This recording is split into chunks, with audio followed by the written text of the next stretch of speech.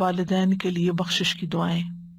رب اغفر لی ولوالدی ولمن دخل بیتی مؤمنا وللمؤمنین والمؤمنات ولا تزد الظالمین الا تبارا۔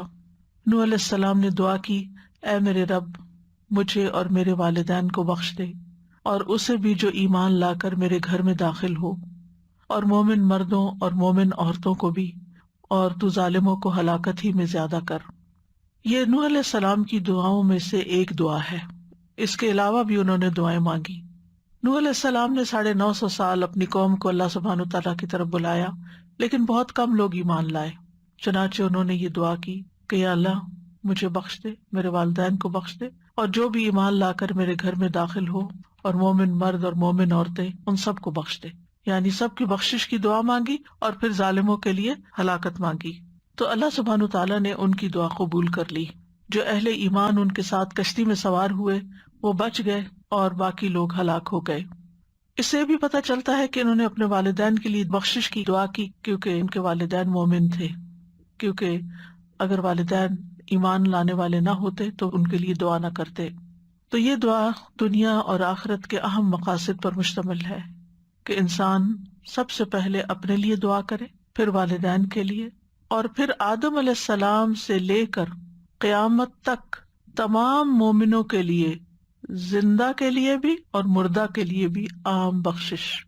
اور یہ انہوں نے عاجزی اختیار کرتے ہوئے اپنی بخشش کی بھی دعا کی، حالانکہ وہ نبی تھے، اور تمام انبیاء ایسے ہی ہوتے ہیں کہ وہ کتنے بھی نیک ہوتے ہیں یا ان کو کتنی بھی مراعات اللہ تعالیٰ کی طرف سے حاصل ہوتی ہے، ان کا مقام اور درجہ بلند ہوتا ہے، لیکن وہ ہمیشہ اللہ سبحانہ تعالیٰ کی مغفرت اور رحمت کے طلبگار ہوتے ہیں، اور اپنے آپ کو بحیثیت بندے کے پیش کرتے ہیں۔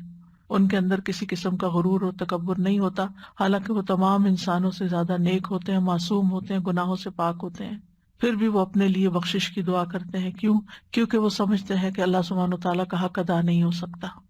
اور پیغمبروں کی ان دعاؤں میں ہمارے لیے بھی تعلیم ہے، ہمارے لیے بھی سیکھنے کی بہت سی باتیں ہیں۔ نوح علیہ السلام نے اپنے بعد سب سے پہلے اپنے والدین کے لیے کیوں دعا کی؟ کیونکہ انسانوں میں سے سب سے بڑا حق ہم پر ہمارے والدین کا ہی ہے، اور پھر اس کے بعد ان لوگوں کے لیے جو ایمان کی حالت میں ان کے گھر میں داخل ہوں۔ گھر میں کون آتا ہے؟ جو رشتہ دار ہوتے ہیں یا دوست احباب ہوتے ہیں، اور پھر تمام مومن مردوں اور عورتوں کا بھی نام الگ لیا، وَلِلْمُؤْمِنِينَ وَالْمُؤْمِنَاتِ، یعنی ترتیب آپ دیکھیے، اور اس ترتیب میں بھی سیکھنے کی چیز ہے کہ دعا کیسے مانگتے ہیں۔ جب بھی آپ دعا کریں، پہلے اپنے لیے، پھر والدین کے لیے، پھر رشتہ داروں کے لیے، اور پھر عمومی طور پر سارے ایمان والوں کے لیے، آدم علیہ السلام کے زمانے سے لے کر قیامت تک کے مومنوں کے لیے۔ وَلِلْمُؤْمِنِينَ وَالْمُؤْمِنَاتِ، عمومی طور پر سب اہل ایمان اس میں داخل ہو جاتے ہیں۔ اور پھر آپ دیکھیے کہ اس سے یہ بھی پتہ چلتا ہے کہ رشتہ داروں کے علاوہ ان لوگوں کا بھی ہم پر حق ہوتا ہے جو ہمارے ساتھ کسی طرح کے تعلق میں ہوتے ہیں، جو ہمارے دوست احباب ہوتے ہیں، ان کو بھی دعاؤں میں یاد رکھنا چاہیے۔ یعنی جو میرے گھر میں داخل ہوا کا ایک معنی علماء نے یہ کیا کہ جو میری مسجد میں آیا، یعنی انبیاء علیہ السلام جہاں تعلیم و تدریس کا کام کرتے ہیں، جو بھی وہاں آتے ہیں ان کی بھی بخشش۔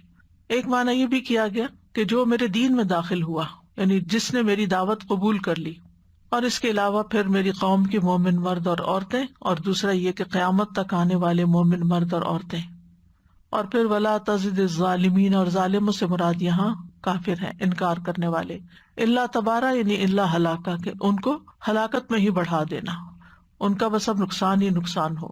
تو اس دعا سے ہمیں یہ پتہ چلتا ہے کہ استغفار کرنا سب پر لازم ہے، چاہے پیغمبر ہیں یا ان کے علاوہ باقی نیک لوگ ہیں، سبھی کو استغفار کرنی چاہیے، کیونکہ انبیاء اپنے لیے بخشش کی دعا کرتے رہتے ہیں، اور انسان کو ہمیشہ اللہ تعالیٰ سے معافی مانگتے رہنا چاہیے۔ اور پھر یہ بھی ہے کہ خاص طور پر والدین کے لیے دعا کرنا بڑا ضروری ہے۔ رسول اللہ صلی اللہ علیہ وسلم نے فرمایا، اللہ عز و جل جنت میں ایک نیک آدمی کے درجات کو بلند کرتا ہے تو وہ پوچھتا ہے کہ اے میرے رب، میرے یہ درجات کہاں سے آئے؟ اللہ تعالیٰ فرماتا ہے تیرے حق میں تیری اولاد کے استغفار کی برکت سے، یعنی تیرے بچے تیرے لیے استغفار کر رہے تھے۔ اور پھر سارے مومن مردوں اور عورتوں کے لیے ہم سب کو لازم ہے کہ دعا کریں، اور اس سے سب کا ایک طرح سے حق ادا ہوتا ہے۔ یعنی جتنے بھی اہل ایمان ہیں ان میں سے ہر ایک کا دوسرے پر کچھ حق ہے، کیونکہ ہر ایک کا دوسرے پر کچھ احسان ہے. وہ ہمارے لیے دعا کرتے ہیں، ہم ان کے لیے دعا کرتے ہیں، چاہے ہم ان کو جانتے ہوں یا نہ، یا وہ ہمیں جانتے ہوں یا نہ. جو لوگ بھی ایمان کے رشتے میں بندھے ہوئے ہیں ان سب کا ایک دوسرے پر حق ہے کہ وہ ایک دوسرے کا خیال کرے. اور پھر اس میں درجے ہیں، سب ایک درجے پر نہیں ہیں. کچھ کو ہم نہیں جانتے، کچھ کو ہم جانتے ہیں. پھر جاننے والوں میں سے بھی کچھ کو ہم سرسری جانتے ہیں، کچھ کو زیادہ جانتے ہیں. کچھ کے ہم پر احسانات ہوتے ہیں، کچھ کے کم ہوتے ہیں، کچھ کے زیادہ ہوتے ہیں. تو جیسے جیسے جس کے ساتھ تعلق ہو اسی اعتبار سے اس کے لیے دعائیں بھی کرنی چاہیے، چاہے وہ زندہ ہو چاہے فوت ہو چکا ہو.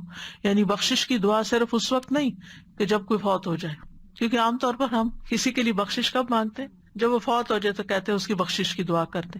نہیں، جب زندہ ہے اس وقت بھی اس کو اس دعا کی ضرورت ہے.